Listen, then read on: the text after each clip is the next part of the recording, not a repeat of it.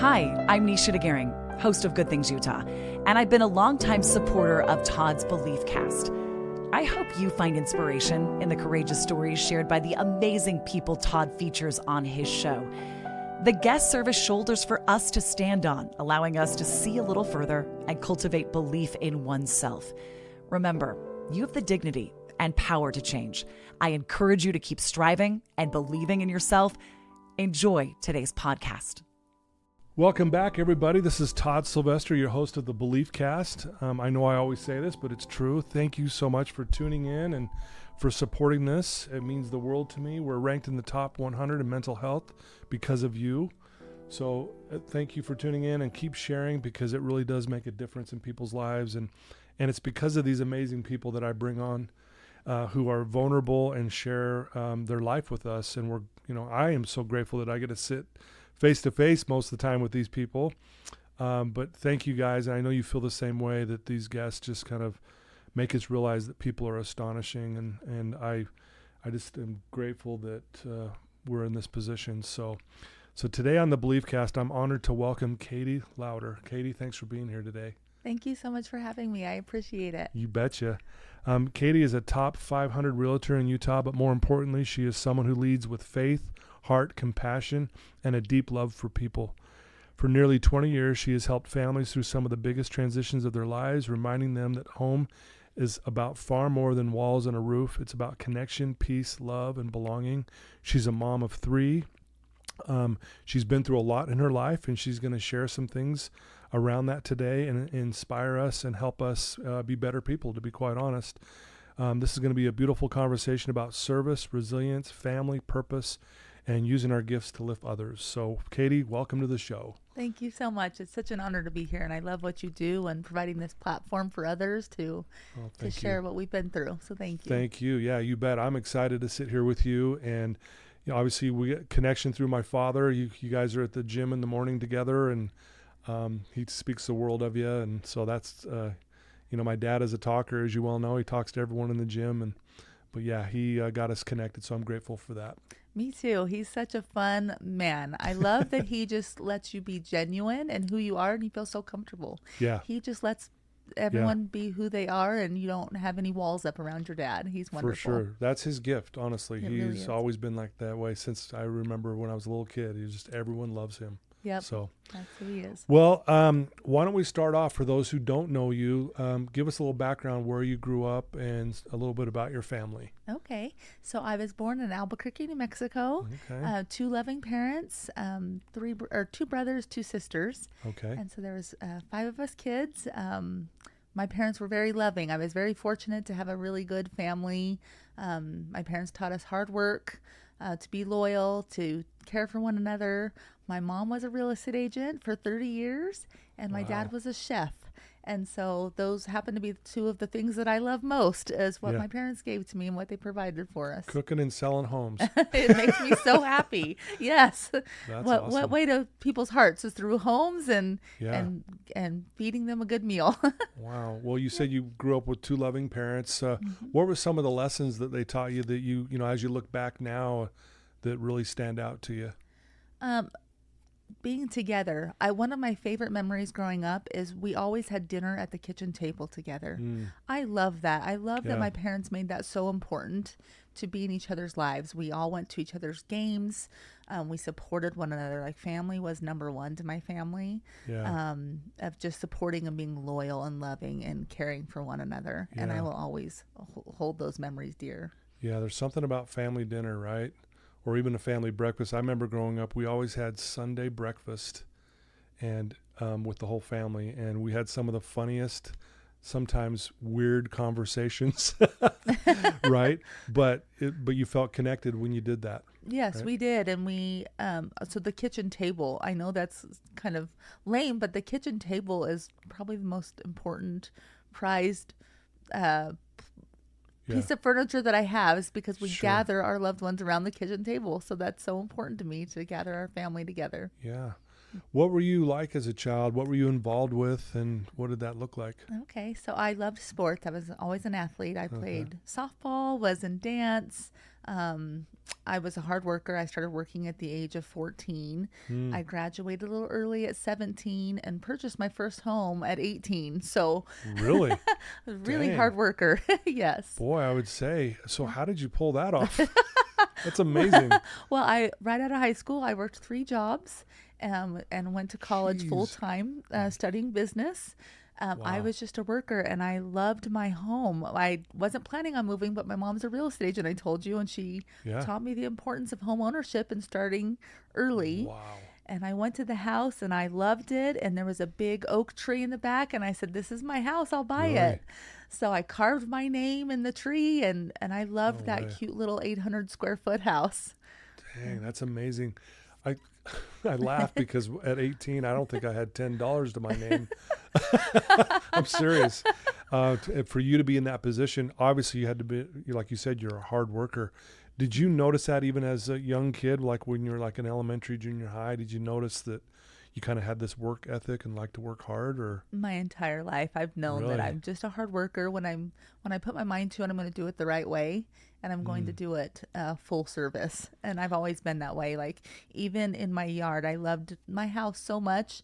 I could not afford very much as an 18-year-old homeowner.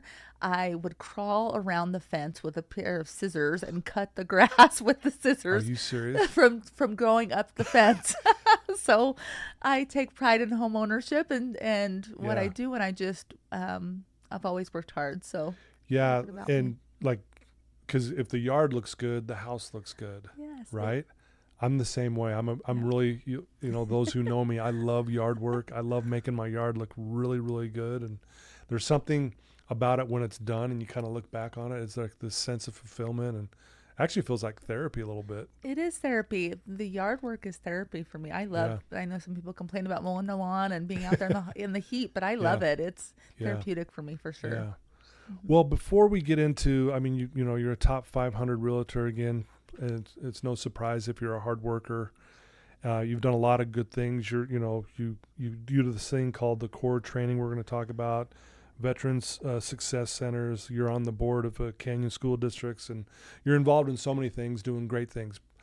We're going to talk about that, but you know, you've got a story. You've been through a lot in your life, and if you wouldn't mind sharing, just kind of like as you know got your first home, and as you started to you know eventually get married and things like that, will you talk about what you went through? Sure. So I bought my first home at 18. I married young at the age of 20. Yeah. And then we decided to move to San Antonio, Texas to pursue a sales job. Each of us were the same profession. Oh, okay. Selling water treatment and purification. I was a door knocker. So I knocked on Really? people's doors, which is really tough. That is the hardest job on the planet, I think. I'm I agree. convinced. If you can do that, you can do anything. Anything. Yep. You just learn a lot. Having your Man. door slammed in your face every single day. Yep. And Yeah. in Texas, it was really hot and humid, and we didn't even have air conditioning in our car at the time, so it was Wow. it was pretty brutal. Yeah. We had our daughter at about a year later. During 9/11, which was really hard, and sales during 9/11 went away. So Yeah. Everything kind of shut down for a while. it Yeah. was tough. And so we couldn't afford much. I remember I got one of those baby backpacks and had my newborn on my chest while I door knocked every day because we couldn't afford Yeah. childcare, and I didn't want to lose my Yeah. job. So I didn't take any time off after having Wow. both of my children. And so That probably helped with sales, you know. If I opened the door and saw you with a baby, I'm like, okay, I'll buy whatever. What do you need? whatever you I'm need. in, right? A few people have said that to me. Was that a sales tactic? Yeah. But really, it was survival. It Yeah. was survival at the time. Yeah. And I learned so much about work ethic, and I'll do what I need to do to take care of my family and help them. I mean, this might sound like a weird question, but obviously you're very confident to be able to knock on doors. You've got your baby on your chest. You're surviving. Like you said, we've got to make this happen because we got to live, right? Mm-hmm. I mean, we all have doubts and we all struggle with that. Were you struggling with like, man, can I even do this? Did you have those kind of thoughts? Actually, no, I did not have those thoughts. I had the thought of I need to provide for my family and I Wow. won't fail. Dang. So those Jeez, were, who are you? well, That's thank amazing. you. Thank you. That was more of that's Yeah. always been my motive or my drive is Yeah. to provide for my family, make sure that Yeah. we're going to be okay. Wow. We did that for years and for 6 years. And then finally in, let's see, it was 2005, we decided to move here. We were kind of having struggles with the company. They were wanting to expand and grow. And so Yeah. we moved here. And then that's when I got into real estate. I Okay. wanted to sell something more meaningful. Yeah. Water treatment's great, but I thought home ownership, I went back to the days of where I was trimming the yard with my scissors and how much I loved that little house. Yeah. And went back to those days and thought, this is a better fit for me of helping people with the biggest investment of their lives where they raise their families. So it was just more meaningful for me. So that's what I went into real estate. Wow, that's cool. And I know you look at more of just a roof over their head. It's like a place of connection, like you talked about the dinner table, and you gotta have a home in order to have the dinner table for the family to kind of come together. And I think that's probably why you are successful in the sense, one, you're a hard worker, but two, you see it as this a beautiful thing for the family, kind of versus just a home, right? 100%. I think it's one of the most important jobs in the world, really. I mean, this is where everyone goes back to home, right? Right. They raise their families there. They have all the best memories there. We learn from our parents there. It really is the best job for me to be able to help provide this for families. Yeah. So, Great. yeah. So now you got, you're doing real estate, you've moved here, you've got, at this point, is it a couple kids at this point? So we have two kids, Okay. and so I'm still working real estate. My number one job was to be a mom, and then I sold real estate more on the side. I mean, I was full time, but not. My main focus was on the family. Yeah. And then we had our last child, and then fast forward to 2022, my husband lost his job. And so he was trying to figure out more of what he wants to do with his life. And then I had to be the number one breadwinner of the family, and I had to step up that game.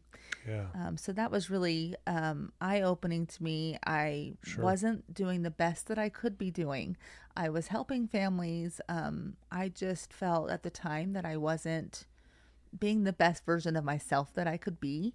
I was a good mom. I was a good agent, but I wasn't great. I was just kind of waking up every day doing my thing. Yeah. So when I was forced to become the breadwinner, I thought I need to be better. I looked at everything. I wasn't in the community as much as I would have liked to be. I was overweight at the time. I actually, when he lost his job, I looked on the scale and I weighed 245 pounds. Really? I was very heavy. Yeah, I can't even picture that because you're nowhere near that, and you look great. Wow. Yep. That was a big eye-opening. I heard someone say one time, successful people are fit. And I just became the main breadwinner of the family. I needed to become fit. I needed to lose the weight. Yeah. And so I determined that year I was going to grow my business. I was going to lose weight. I was going to be in the community more. I was going to be a better mom, better neighbor. I coined the year Be Better. I wrote it on everything. Be better. Really? And so that was my turning point of who I wanted to be and to provide the highest level for my family. So is it fair to say, looking back on that now, as hard as that was to all of a sudden become the breadwinner and trying to figure that out, it actually was a good thing because it caused you to dig a little deeper than you normally would have?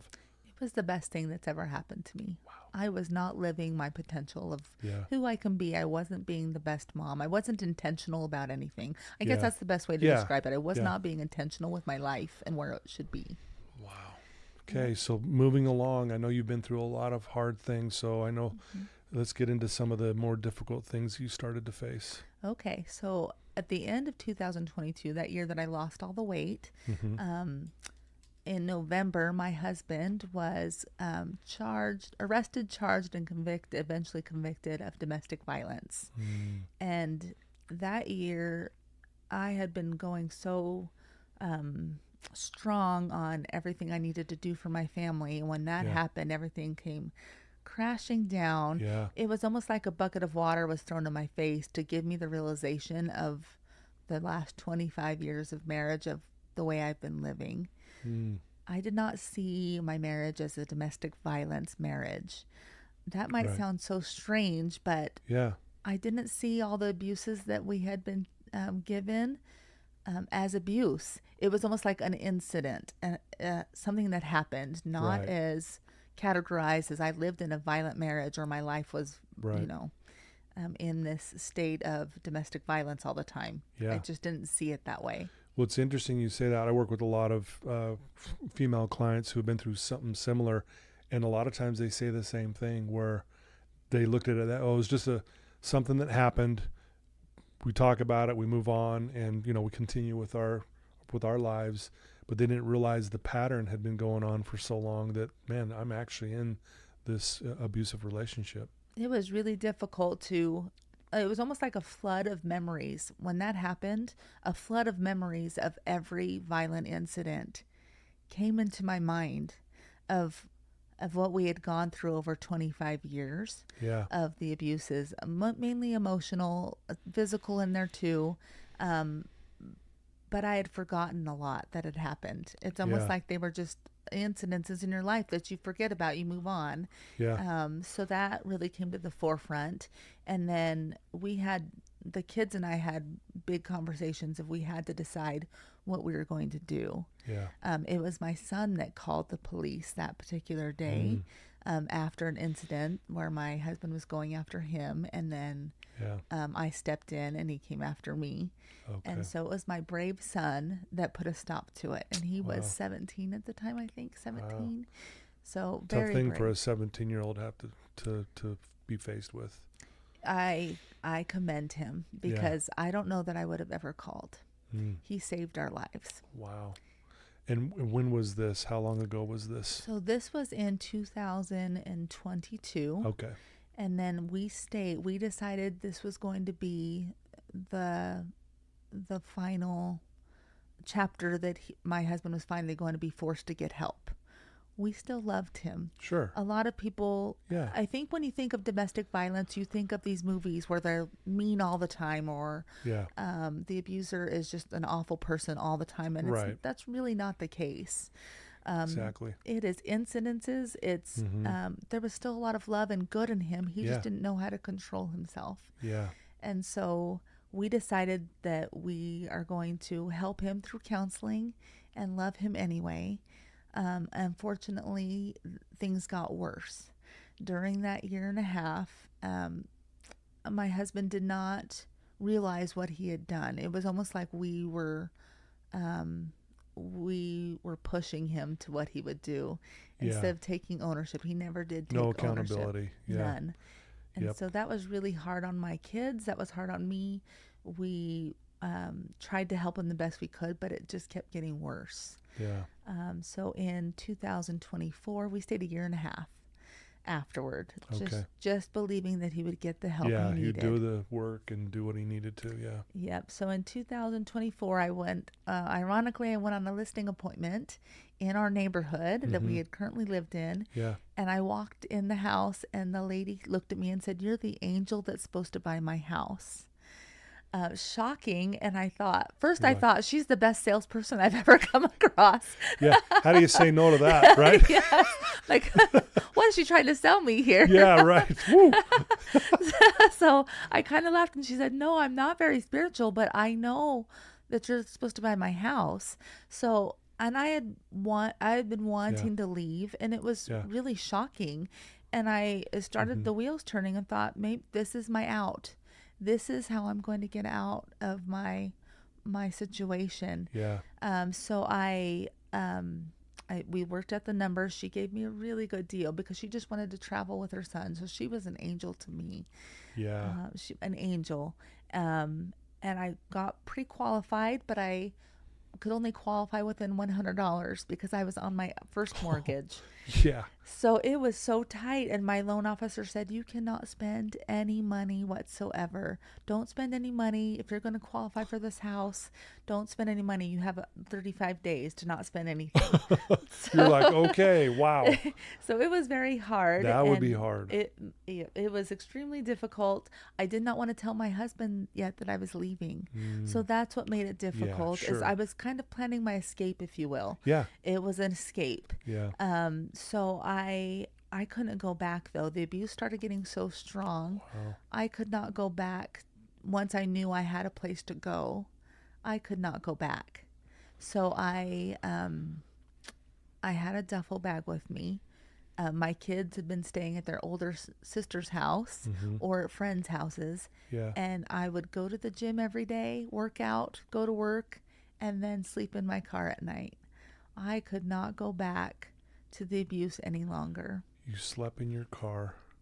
Wow. For a month. Now, we talked about if you can knock on doors, you can do anything. You know, I have clients that I deal with, high-risk clients. You know, they've blown up their lives with addiction, and they've been in and out of prison. And many, if not all of them, had this stint where they lived in their car. And they sit here and think they can't do this. And I go, dude, you lived in your car. You can do anything. So looking at you like, wow. It is true. And I think about that. Right? It was just less than 2 years ago. That was June 2 years No ago. way. And it wasn't it wasn't really too bad. I have a nice gym. We go to the gym and it's really nice. So I would shower at the gym, thankfully. Yeah. And I'd go to work and then I would goodness. go and sleep in my car at night. And my kids were safe and they were at friends. I remember my daughter's birthday is on 7/11/11 is her birthday. And all I could afford I couldn't even afford it as a free Slurpee at 7-Eleven. That's what she got on her birthday because that's all I had to give. Really? I could not afford anything. So it was just really difficult. But I was willing to sacrifice that month so that way we could escape. To escape. And so obviously there was something definitely motivating you because of the situation you found yourself in. Yes. So then you make it through that, obviously, and then you made the escape. How did that go, and how did he handle that? It was very rough. I actually caught him breaking into the new house. Very rough. The hardest part for me was seeing him in pain, that I just blew up the family, essentially. Like I took the kids and we left, and that was hard on him. Yeah. And my heart kept sobbing for him. I was so concerned with what that was doing to him because I looked at him as being sick. He was not evil.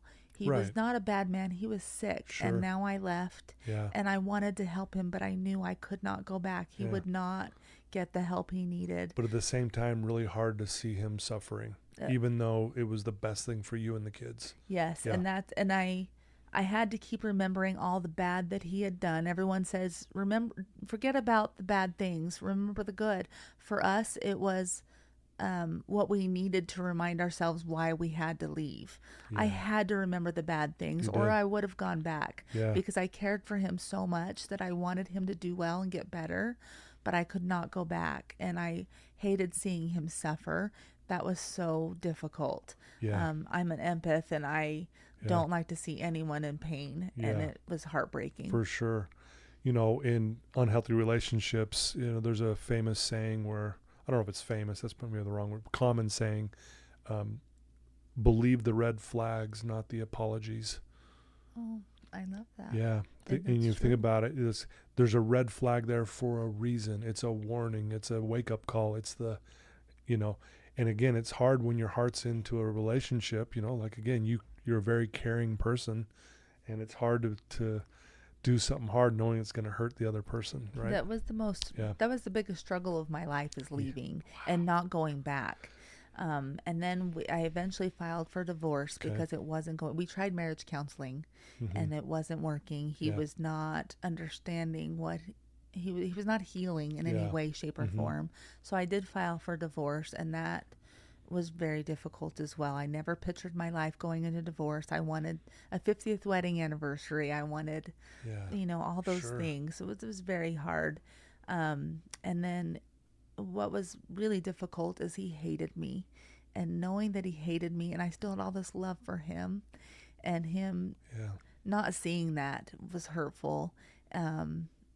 putting us through the things he did even after I left, of not letting me go. I almost felt like an anchor was pulling me underwater. Yeah. I don't know how else to describe it. Just not letting me go and just making everything so difficult. I had tried to set up appointments not appointments, but visitation for the kids. I wanted them to go see their dad. Sure. And he canceled every single one. He was purposely trying to cause pain to us, which was really difficult. Yeah. And so I've never fasted or prayed for anyone more in my life than to pray for him. Wow. I just needed him to heal. I wanted to see him in a good place. So I fasted and prayed from the time I left up until now. I've fasted and prayed, and I just needed him to let me go, and he just would not let me go. Yeah. Jeez, that's heavy stuff. And thanks for sharing that. I really do appreciate that. I know it's not an easy thing to talk about. Obviously, something happened back in November. Would you mind sharing that? Yeah, so a little bit before that, in September, I did this big fast, a 40-day fast, and it was fruits and vegetables and nuts only for 40 days. It was the most difficult thing I've ever done. I bet. But the purpose of the fast was for him to heal, for him to get better. Obviously, I had my kids in that fast. I had a lot of friends in that fast. Sure. And it's just, you pray every single day. You're fasting for what you need to be moved in life. So we had a big custody agreement coming up in the court system. Yeah. And I needed God's help. I needed him to help me with my 14-year-old and just let everything go. Yeah. And so I finished the fast. The next day was our court date. And he did not show up. And so I was granted full custody of our daughter, which was such a blessing. Did you look at that as an answer? An answer to the prayer. Because there wasn't a big battle and a fight, because that's what it probably would have been. Right. And I wanted him to have visitation, but my daughter was scared with his domestic violence past, obviously. Yeah. I mean, he was charged with domestic violence, so it was there. Yeah. And I just wanted full custody, but I wanted him to heal and be a part of her life as well. Sure, yeah. So after that fast and after I won custody in November, I was on an appointment showing houses, and I get a text from my neighbor that said, "Katie, there's police at your door. Are you okay? Is everything okay?" Immediately I called my 20-year-old son and said, "What's going on? Yeah. Are you okay?" That's scary. Yeah, it's scary. And he said, "No, Dad took his life." And I immediately sank and said, "What's going on? What happened?" And I hear the police officer in the background said, "No, we actually don't think that he took his life, but he is deceased." And just shock. It felt like 10 hours before I could drive from Harriman to my house in Draper. Yeah. I just wanted to be with my kids. Yeah. I bet. I can't even imagine. So they were sobbing. They were in shock. We couldn't believe, after all we had gone through, everything, like what happened, what was going on, that he passed. If it wasn't self-inflicted, what was it? Yeah. So we go home. We talk with the police. There was a lot of prescription drugs on the scene, but nothing that looked out of the ordinary. Right. So we don't think it was intentional. But he had been addicted to Adderall and to oxycodone. Okay. Yeah. We found a bunch of liquor at the house, so we think it was a combination of that at the time. Yeah. That he was just self-medicating, just living this lifestyle that he shouldn't have been. And I go back to the fast because the timing of that fast, and I wanted the ultimate healing for him, not the way that I ever imagined it, but now I know that he is fully healed. He's not suffering. Yeah. Yeah, there's something about, it's granted, we don't want anyone to ever pass away, especially in that way, but we also don't want someone, because like you said, you could tell he's not going down the road of healing. This is what his struggle is, and it's not getting better. And it almost feels like Heavenly Father was like, "You're not doing the things I've asked you to do. You're not healing. You're not getting any better. Come home. I'll take care of you at home." Yeah. And I felt that sense. I felt that Yeah. After he passed.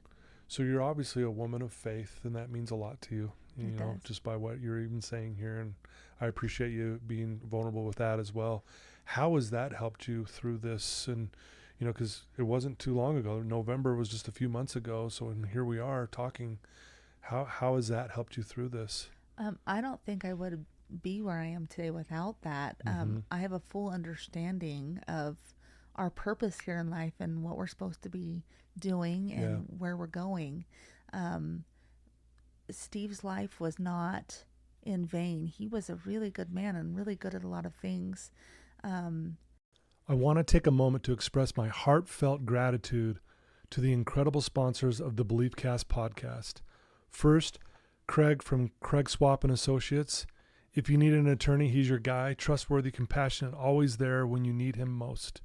Next, Wasatch Recovery, the greatest university on the planet, transforming lives one day at a time. Sandy from Minky Couture, the creative genius behind the most comfortable blanket you'll ever wrap yourself in. Comfort like no other. Special thanks to the award-winning pianist Paul Cardall for his beautiful music that brings inspiration to every episode. But he did not heal. He did not get better. As I can name all the times that God put before him to give him trials to get better. Yeah. And he never got better. Through his life, I can see that through my whole 25 years of marriage. Yeah, right. Of him being directed and not taking that direction the way he should. Yeah. And after his passing, we felt so much guilt. Why did we leave? If we didn't leave, we could have helped him. We could have saved him. And it took about a couple months, 2 to 3 months before we realized there was nothing that we could do. Yeah. There is nothing that was in us that could help him. We gave everything. So after that guilt goes away, then you feel relief. We were really scared of him. He had some mental illness that we were hiding in our homes. Yeah. We would have conversations at night. Do we shut our blinds so he can't see in, or do we leave them open so if the neighbors can see us if he's attacking us? Wow. So to have those conversations and have that sense of relief afterward, Sure. then you feel guilt for having the relief. For having the relief. Like, should I feel relieved right now? Yes. Yeah. So there's so many emotions that go along with everything, and taking care of my kids and making sure that they're okay, and they miss their dad. We miss all the good things about him. Sure. But we don't miss the abuse that we suffered for so long. Yeah. And so with the faith question and how does my faith help, I know that I wouldn't have been put through the things that I've gone through without a purpose. Yeah. One of my favorite sayings and ideas is, it's not the most beautiful people with the bright eyes and the big smiles that change the world, and those are not the most beautiful people, but it's the people that have gone through fire and come back with water for those that are still burning. Yeah. I totally butchered that, but you know the message. Yeah. Hey, I know exactly. Yeah. It's a great message. Yeah. Couldn't agree more. Yeah. So I just think that we're supposed to be here to help others. I think our hurt is someone else's healing, and our trials are meant to help others through their pain and their suffering. Yeah. I fully believe that and know that that's what our purpose is. Yeah. I think when we can be a light to others, I think about all those dark days where I lived and prayed for someone to come save me. Yeah. Someone, please come save me. Yeah. And I remember praying that all the time. And now I know that I'm supposed to go be that light for someone else. Yeah. I'm supposed to take what I've learned and what I've experienced to go help others. Yeah. And for those who don't know, this is your first podcast. It is. And hopefully this is the springboard. We talked about this to obviously open up a lot more doors for you and a lot more opportunities for you to be that light and to be carrying those buckets of water for those that are still stuck in the fire, right? Yes, exactly. You know, there's a quote by this Hindu monk that goes like this, your trials didn't come to punish you, but to awaken you. Oh, I love that. That's and, great. and again, no one, I mean, those were some really difficult trials you went through, and you wouldn't wish those on anyone, right? But yet, I mean, going as we go back in your story, even back to when you were that kid who learned to work hard to get what you want, it's almost like, there's a statement that the Other Side Academy uses. It says, "You alone can do it, but you can't do it alone." Oh, that's true. That's right? wonderful. Yes. And here you are doing it on your own, finding a house, doing it, having to move, having your escape, all these things, but yet at the same time, you really weren't doing it alone. That person, hey, you're the angel that's supposed to buy my house. Yes. And you're like, excuse me? I had a lot of those people along the way. I had friends reaching out, and I did not, through the divorce and through leaving, I did not share a lot of the pain that we had gone through. I did not want Steve's name to be hurt. I didn't want that. And then I started to realize that our pain is supposed to help others. So be open. It's okay to share your story. Because you don't know who you're going to help. You don't know what light you're going to bring to others in their darkest moments. Wow. I will gladly loan my faith to others by telling my story. Because I think that's how we give someone else the courage and the faith to get through their trials and their needs. Absolutely. So as you're going through all of this, you're still working as a realtor. You like you said, you had realized, a few years back that you needed to be better, get yourself in better shape, and then also maybe better shape mentally, spiritually, and emotionally as well. Yes. How did you navigate that going, man, I'm dealing with this family thing, but yet I still got to be the breadwinner. I still want to do good at my job. I want to show up for people. How did you do that? Honestly, I don't know, other than faith. But that's a really tough question because I don't know. I have a lot of people that say, how do you do everything that you do? I really had to focus every single day on being positive. Are you familiar with Louise Hayes? I'm sure a lot of people are. Louise Hayes, the ultimate affirmations lady. For sure, yep. I really did tell myself every single day. I had to get myself in the right frame of mind to focus on who you are, who you're supposed to be. Before my feet hit the ground every morning, I pray, and I pray who I can help that day. One of my favorite sayings is, lose your life and you will find it. And so really I focused on everyone else but my own problems. I think that got me through the last 2 years. Every time that I was hurting and suffering and in pain and wanted to just lay in bed all day, I thought about who I can help. It's really funny. I make a lot of bread, and I would have brought you some today, but my kitchen is under construction. But I make a lot of bread, and every day I think about who this might bring light to, who I can help each and every single day. How can I be a light to someone else? And I truly live that every single day of how I can help others through their struggles or through their trials. That's beautiful. Words have power, right? I think a lot of people sometimes, and I see it with my client, I'm a huge affirmations guy. And I do believe it is the single greatest way to reshape our self-image on a subconscious level. And I do believe when we speak it, we create it. And not only do we need to speak it, we got to have proof and evidence of what we're saying, right? Yes. And so what are your thoughts on that? Obviously you believe in that, and you would believe that words have power. Yes. So during my marriage, when we were struggling, my husband would tell me, you cannot lose the weight. I hate you. I hate who you are. I hate everything about you. Was really negative.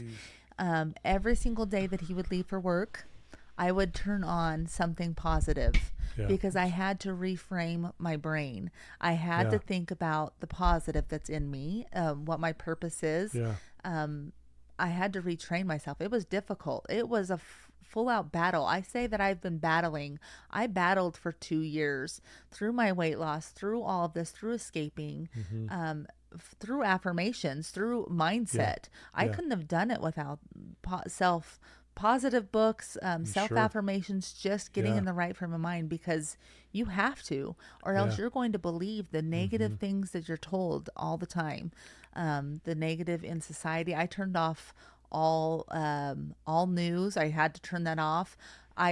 my kids laugh at me because every time they would watch a scary movie or anything negative, they say, turn on Care Bears for Mom, because she has to listen to something positive now. That's funny. So that is the joke, that if we watch something negative, we have to turn on Care Bears where it's happy. Yeah, I love that. Because it's true. You become what you think, and For sure. and what you're absorbing every single day. So be positive. Surround yourself in positivity. Yeah. And you've kind of done that in the sense of you're really involved in your community. That's a big thing for you as well. I think you've volunteered at the Ronald McDonald's House. You're on the board at Canyon School District, correct? The education foundation portion of it. Oh, the education So part. that Oh, is gotcha. the side that helps with homeless teenagers through the teachers. Wow. So that's Makes more sense. of the foundation side where we Okay. help the community. That's awesome. So I'm a part of that board, and it's really great. We help all the teachers that are in need. We help the kids that are homeless. We have a lot of homeless students Yeah. in Canyons, and you wouldn't You think ever- that, right? No, you wouldn't think that. I think But- the last number I heard was 2,500, if that's accurate. Yeah, jeez. So there's a lot of kids It's out there that need help. It's way too many. One's too many, let alone that many, right? Yes, and I go back to sleeping in my car, and think of these kids and most of them bounce between friends' homes through families' homes. They're considered homeless because they don't have a permanent address. So I think of those kids that are in need. I think of our military families that struggle financially. Yeah. So I'm involved in those groups Is that as well. is that the Veteran Success Centers that you're involved with? At Utah Yeah. University? At the Utah, yeah. and love that. and UVU, they both have family Okay. success centers. Through our veterans, they're mainly veterans that are getting out of the military, that are finishing up their schooling, but they need help too. Sure. So there's just a lot of ways you can help in the community and be a light out there to others that need it. You just don't know until you start digging. It was funny because people ask me, how did I get involved in this or all the different organizations? You just have to look. You have to look. Like, Yep. really, it's out there in all avenues that you're passionate Well, about. you had the desire. There was a big part of you going, I need, like you even said, you told yourself, be better. You wrote notes, be better, right? Mm-hmm. And that was your way to be more involved in the community. And there you are, taking buckets of water to those in the fire. That's so cool. Thank you. That's really my is. purpose. That is my purpose. You should here. write a book. Have you ever thought of that? I actually am writing a book. Are you really? I am writing No a book. way. Yes. Heck yeah. It's a I love book it. about about self-motivating and getting through our struggles and really finding your purpose of your life and what we're supposed to be doing here. A good title might be Living in My Car Taught Me I Can Do Anything. I love it. That might be, how do you shorten that just a I little don't know. bit? I know it's a little long, but yeah, I love that because, I've written a book on my story, and what I found it wasn't like this big money maker thing. It's more of like this big brochure of my life. And then what that book did for me is open up all these opportunities to speak and to coach and to do all these other things and even do this podcast. And so I love that you're doing that. I think that's fantastic. And it's another way for you to kind of get that bucket of water out there. Yes, and I think I want to do a workbook, accompanied workbook with it. Yeah. Because I think when we self-analyze Yeah. our lives, where we are in our lives, and where we're going, Yeah. you kind of need a map, right? We need Sure. kind of a Yeah. plan. We do have Yeah. to have a plan of what we want for our lives and what it should Mm-hmm. look like. And I really try to align it with my purpose and with God. I want to go home one day and God say, good job. You've done everything that I've asked you to do, and For you've sure. helped others Yeah. improve their lives. And I think that's all our purpose. I always say we're here to walk each other home.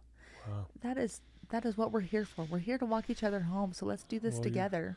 Like just sitting here listening to your words, you're helping me walk a little further with your words. I really mean that. Like, that's so cool.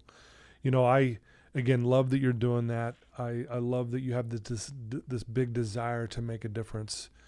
And obviously, from what I hear, I know a lot about your background and stuff, but everyone seems to love you. You have a kind heart. I can tell just by talking to you as well. And, you never would have known that you've gone through this. And I do know there's so many women in the exact scenario that they don't know what to do. So that's why your story is needed right now. Thank you. And It is. I do want to be there for women. Like Yeah.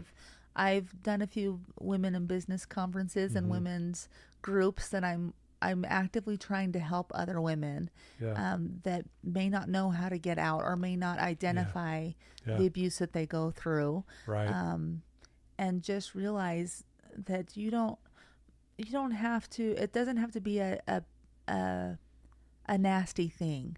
Right. Like, you can still have love. The amount of love that I have for my husband still will always be there, and I'm so grateful for that. I could have chose to have hate in my heart, to really hate him for what he put us through, and luckily I don't have an ounce of that. Well, plus if you did, you'd still be stuck.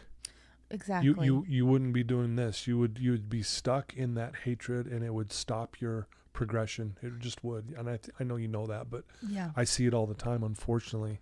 So I think, again, why your story is so needed, so people can go, man, if she can get to this place and still love the good things that, that he brought to the relationship, and to be doing these good things, man, it gives me hope that I could do the same. If you think that forgiveness, I mean, I'm not perfect. There's things that I want people to forgive me for. Yeah. So if I can offer that loving, kind, passionate heart to others, I mean, I would want that back for me. So Absolutely. We have to live our lives that way. We have to be loving and tender and kind. And I think when we are living with a genuine heart and love for people, we're living our true purpose. And that's what we're here for. Love it. Yeah. That's a good segue to my final question. If someone's tuned into this episode, listening to your voice right now, they're stuck in this relationship, or they're just in a dark place, they're not sure what to do, what would you tell that one person right now listening? My biggest mistake is that I did not share my story with others that could have helped me. I think about sleeping in my car and think about, I should have told someone that I trusted or cared for. No one knew. My mom didn't. I'm close to my parents. Yeah. I was close to my dad before he passed. I was close to my sisters. No one had a clue. Wow. And like I said, I didn't realize the abuses that I had gone through. But I would say, really analyze, if you've struggled through any of this, reach out to someone that you trust and tell them exactly what you've gone through, and let them help you analyze that. And figure out a way to help your family, to help yourself. You really have to love and care for yourself. The year of being better, that was really the year of Katie. Like, I think about that and think I really had to help myself before I could help my kids and help my family. Yeah. I had to take care of myself first. Right. So reach out to someone that you can trust, or reach out to me. Like, I would love to help anyone that needs help. Yeah. My heart, I'll give you my faith. I'll give you everything I have to help you. Yeah. I'm a connector. I'm not a counselor. I'm not a dietitian. If you need help with the weight loss part, I'm not any of those things, but I will find a resource to help you. Yeah. So I love to connect and help people. So when you said you had to take care of yourself, and that really allows you to now be in a position to help others, it reminds me of a quote by Rumi, the 13th century Persian poet. It goes like this: "Yesterday I was clever and I wanted to change the world. Today I am wise and I'm going to change myself." Oh, that's beautiful. Yeah. And your words are beautiful, and that message to those struggling, and I guarantee there's people listening right now that are in that dark spot. So thank you for your words. Thank you for being here. If someone wants to reach out to you, learn more about your story, or even learn more about they want to use you as their realtor or whatever, what's the best way for someone to reach out to you? My website is Katie Lowder at KatieLowder.com. KatieLowder.com. Okay. And my email is KatieLowder@gmail.com. So reach out to me anytime. Okay. I mean, I really do love to help people. So there's no question or phone call that I would not take. Yeah. Because I really do want to help people. I know that's my purpose here on this earth. Love it. So. Well, we'll put those links in the show notes, then go right to it. So make it nice and easy for them and convenient. But thank you. Thank you for your bravery today, your vulnerability. I love that you're here, and I love that you have made it through this difficult thing, and you're now in a position to give back. And I'm excited for when your book is ready to go. That's going to be amazing. Thank you so much. Thank you for the opportunity. It's been a beautiful conversation, and thank you for all you do. I think you're the one that brings water to those still burning all the time by helping others share their story. So thank you for being a pillar of light in our community. I appreciate you. You bet. Thank you so much. I appreciate that. Well, thanks for tuning in, folks. Katie Lowder, guys. Amazing, correct? People are astonishing. Please share this with your loved ones. If you have a friend that's in a similar situation as Katie, send them a link to this episode. It will help inspire them to reach out and get some help and to know that they can get through it. I love you guys so much. Thanks to my sponsors. Without you, I would not be able to do this. So thank you for supporting this cause. And I love all of you. Thanks for tuning in. Take care.